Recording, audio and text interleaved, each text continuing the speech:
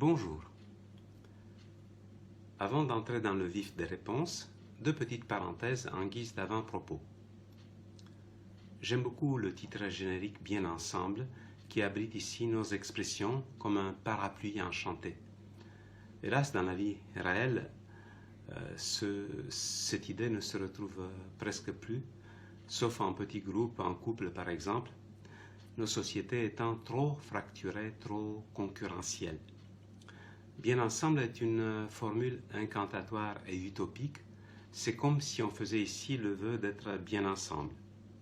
Un vœu pieux, la distanciation sociale, les masques et la nouvelle crainte de l'autre, l'asymptomatique, sont passés par là.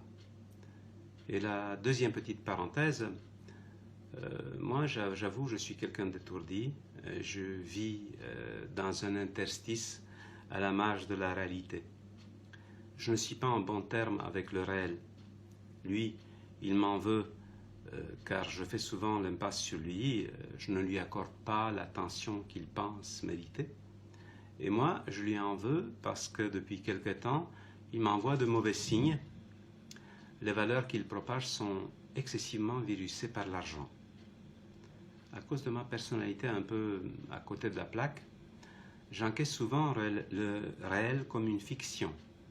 Je perçois les gens comme des personnages de romans et leur dire comme des narrations. C'est peut-être mon mode de survie de procéder ainsi, de fuir un monde de plus en plus violent où le mensonge et les coups bas sont devenus des outils de travail et des modèles de réussite. C'est dans cette clé de lecture qu'on peut entendre les propos qui suivent.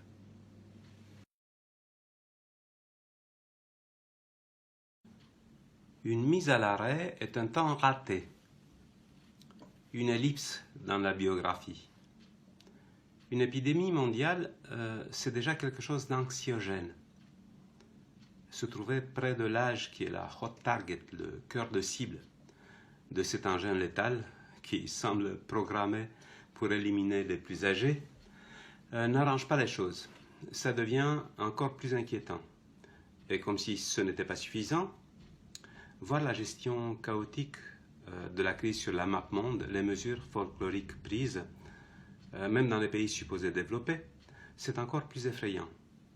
Avec un bonus, le matraquage médiatique générateur de phobie, j'ai le sentiment d'avoir pris 5 ans en quelques mois. Prendre 5 ans, ça sonne comme une punition de prison, et là, c'est bien mon ressenti. Heureusement, il y a la littérature comme valeur refuge et la poésie comme remède miracle.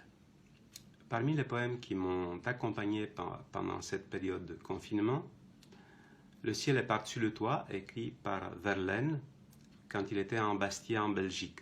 Il m'a bien fait désirer la vie simple et tranquille et la paisible rumeur de la ville.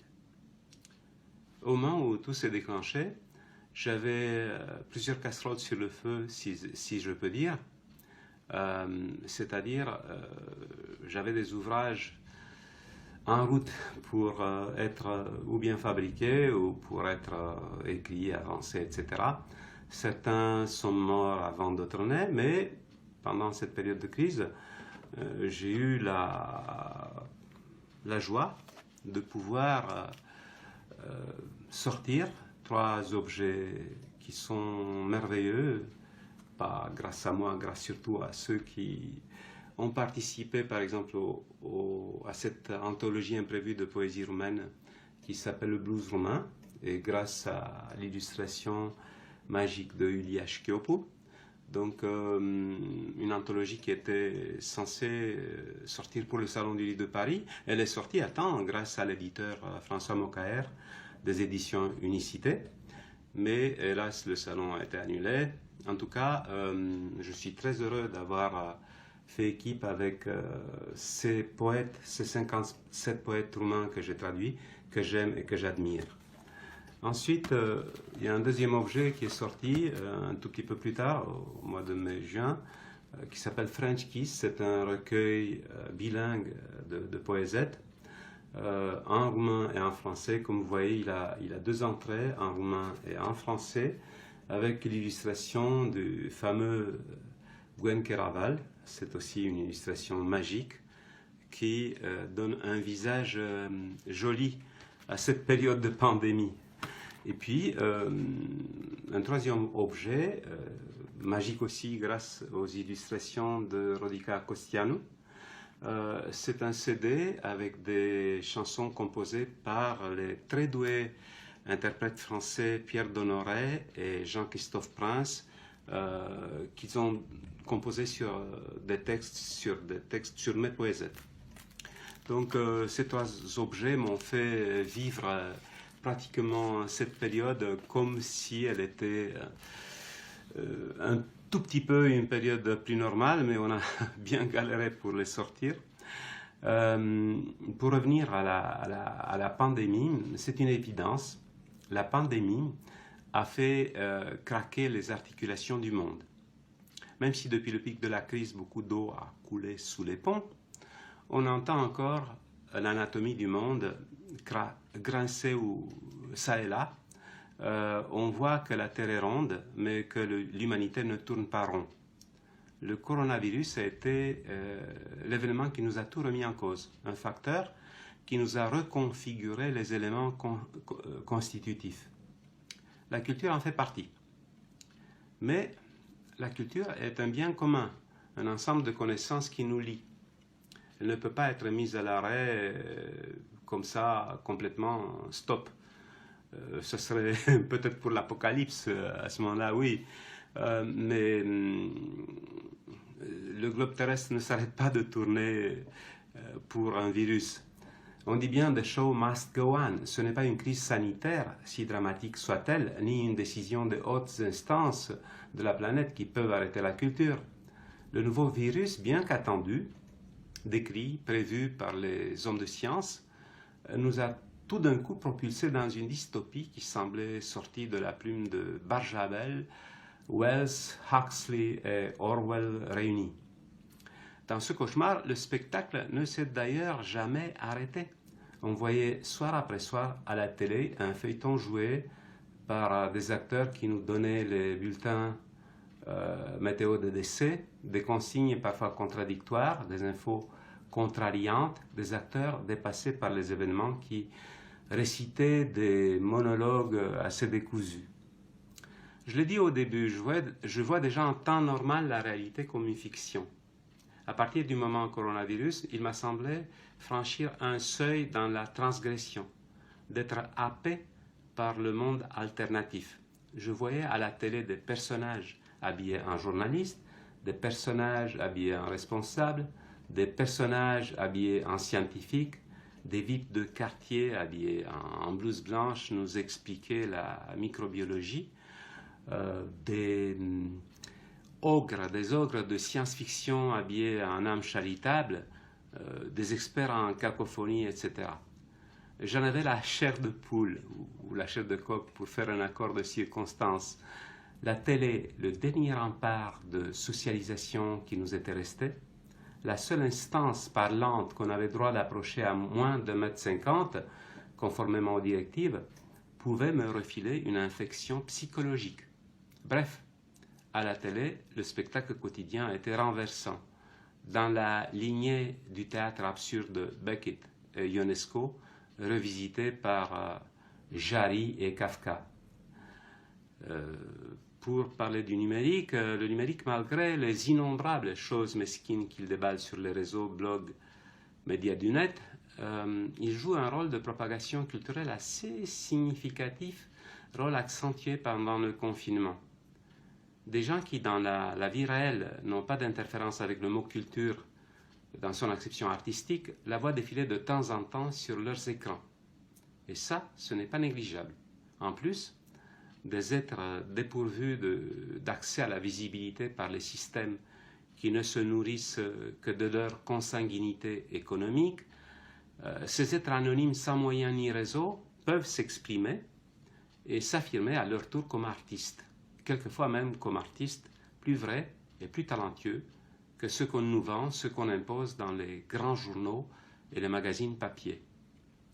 Bien sûr, le cœur du métier de la culture, le spectacle vivant, s'est arrêté pendant le pic de la crise. Il a terriblement souffert et on ne sait pas s'il s'en remettra. Des intermittents sortent quasiment sur les rotules ou ne s'en sortent plus du tout. Mais lui aussi, je parle toujours du spectacle vivant, a dû se remettre en cause, essayer de se montrer dans les hublots de l'énorme sous-marin qu'est le net. Quelques-uns, plus chanceux, ont réussi le pari de cette reconversion. Passer de la scène au salon et se faire un petit nom, à l'instar des youtubeurs et autres spécialistes du créneau.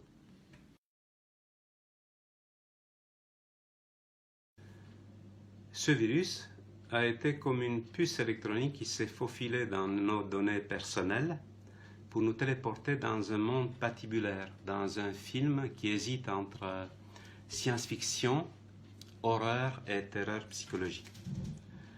J'ai vécu et je vis les suites de ce cataclysme en spectateur, en essayant de discerner le vrai du faux, les fleurs artificielles des fleurs naturelles, m'accrochant au son juste, aux mots doux.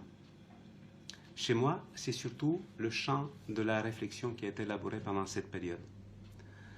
Cette crise a été un moteur d'étonnement négatif en série. Je l'associerais à une longue crise de nerfs. Les nerfs ont souvent lâché en haut de l'échelle là où on prend des décisions, et ceci à l'échelle planétaire. Tout le monde, ou presque, en a accusé le coup. C'est un truisme. Toute crise est révélatrice des maux, des travers d'une société. Une crise d'une telle envergure, une dystopie dont nous étions à la fois héros et victimes désignés, n'échappe pas à la règle. C'est une loupe grossissante des choses qui ne vont pas bien. Elle met en lumière les faiblesses de certaines structures, les bobos qu'on charrie, les parasites qui nous gangrènent. De ce point de vue, la crise a été un moteur d'exploration, exploration de nous-mêmes et de notre rapport aux autres. Dans le tourbillon de cette catastrophe, qui joue aujourd'hui les prolongations, on s'est posé beaucoup de questions. Comment nos civilisations qu'on croyait développées, avancées, se sont retrouvées si désemparées, si déboussolées, si fragiles, si perméables, devant un virus pourtant annoncé, prévu de longue date? Comment nos démocraties qu'on croyait développées, avancées, permettent l'avènement de dirigeants qui s'avèrent dangereux pour leur propre population? On a vu des dirigeants dans des pays importants se moquer du coronavirus dans les médias, et ceci a un impact très négatif. On sait bien que les gens suivent l'exemple des hommes d'État, des grands chefs, donc de ce point de vue, ça a dû être très nocif, très nuisible pour leur propre population. Une autre question, qu'est-ce qui nous a fait prendre un virus pour une guerre quasiment nucléaire et dériver dans les eaux troubles des parades abracadabrantes et des réflexes autoritaristes? Tout pourrait se résumer en une interrogation, une seule question. Qu'est-ce que nos sociétés qu'on croyait développées, avancées, civilisées ont privilégié? L'humanité ou le chiffre d'affaires? Cette dernière question est vite répondue, comme on dit aujourd'hui dans une syntaxe déviante. On a poussé l'humanité dans l'escalier pour privilégier le chiffre d'affaires, la gagne, le toujours plus. À l'évidence, ce logarithme conducteur de notre existence n'est pas le bon, ni pour nous, ni pour la planète, qui prend feu sous les promesses non tenues des élites, et élites qui, en 2020, s'en moquent comme de l'an 40. Je ne pense pas que cette crise ait été jusqu'à présent très fertile pour les artistes. J'ai vu passer des dizaines de journaux de confinement ou autres créations de conjoncture qui utilisaient à quelque chose près les mêmes ingrédients, les mêmes repères. Ça avait l'air d'une thérapie de groupe salutaire, avec de belles pensées qui transperçaient l'exercice. Mais ça s'arrêtait plutôt là. Il faudra probablement dépasser la phase dystopique, la digérer sans distancier, pour avoir droit à des œuvres dignes de postérité. L'avalanche des réactions à chaud collait trop à l'actualité. C'était une soupape dans une machine malade. Ça ressemblait à une porte de sortie d'une maison en flammes. Bon, je n'ai pas tout vu, et en plus je suis un peu myope, peut-être que j'ai raté des chefs-d'œuvre. Nous avons hiberné pendant ce printemps 2020 en Europe. Ce fut le printemps silencieux, comme le manifeste éponyme de Rachel Carson. L'écosystème dans lequel on vit semble être arrivé au bout de sa logique. Il semble ne pas voir plus loin que le bout de son nez. Le grand sommeil nous attend au coin de la rue si l'on n'appuie pas sur le bouton Reset.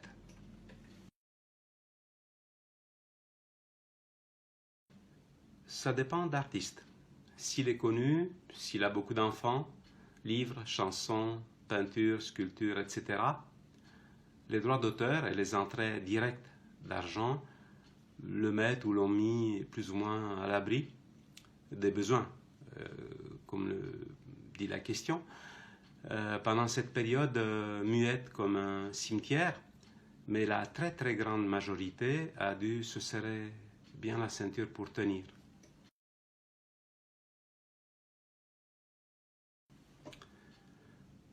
Vu ce qui s'est passé, comment se sont révélées dans la tourmente les roues qui font tourner le vélo de l'humanité, il me semble qu'un retour à la normale serait paranormal. Parce que la norme des dernières décennies a fabriqué des nébuleuses et des dragons, des incompétences en série et des dangers évitables. Au cœur de la crise, j'avais l'impression d'être dans un avion sans pilote, dont l'équipage, plus paumé que les passagers, avait trafiqué la boîte noire pour se sauver.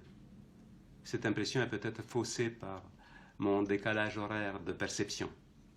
Au cœur de la crise, on a vu aussi que les personnages secondaires étaient les premiers de cordée et tenaient le globe terrestre sur leurs épaules pendant que les personnages principaux se cachaient dans leur gigantesque coffre-fort. Reprendre les anciennes manières de faire pourrait paraître rassurant. Ça ne l'est qu'en partie ou pas du tout. La pandémie a souligné les failles et les limites de certaines institutions, le malaise social, des injustices, des impostures, le business à tout prix. On a vu la place de Cendrillon qu'on réservait à la culture. Aujourd'hui encore, les événements culturels sont les plus affectés par les décisions politico-sanitaires. Ils seront les derniers à être permis au compte-gouttes selon des critères qu'on ne comprend vraiment pas. Tant que la rentabilité productiviste est le critère déterminant dans les choix de société, la culture se réduira comme une peau de chagrin. On mettra tour à tour à la cave, aux oubliettes, les ouvrages qui ne rapportent pas, les arts qui ne rapportent pas. On jouera la carte des produits à la chaîne pour assurer la bourse et les fonds d'investissement. Mais on peut toujours rêver. Si on refait le tableau, si on redonne des couleurs à l'éducation, à la connaissance, si on remet l'accent sur l'humanisme, on remettra la culture et l'accès à la culture sur de bons rails. Il y a du soleil pour tout le monde, mais certains n'ont droit qu'au lever. Il faudrait partager ces rayons pour que tous voient ces lumières, pour que nous soyons vraiment bien ensemble. Pour conclure, j'espère qu'un nouveau virus frappera de plein fouet l'humanité. Un virus dont on ne trouvera jamais l'antidote. Un virus qui ronge la cupidité, apprivoise l'agressivité et anéantit la haine de l'autre. J'appelle ainsi de mes voeux le virus de la tendresse. Je vais de suite dans mon laboratoire de balistique verbale pour planter les graines de ce virus dans un champ lexical. Peut-être poussera-t-il assez grand pour se faire voir, pour se faire entendre, pour devenir contagieux.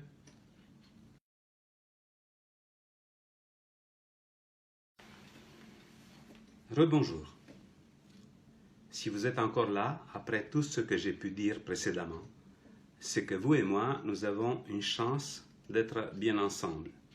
J'espère ne pas gaspiller cette chance avec les poésettes qui suivent. La première s'intitule « Aux environs des émotions ».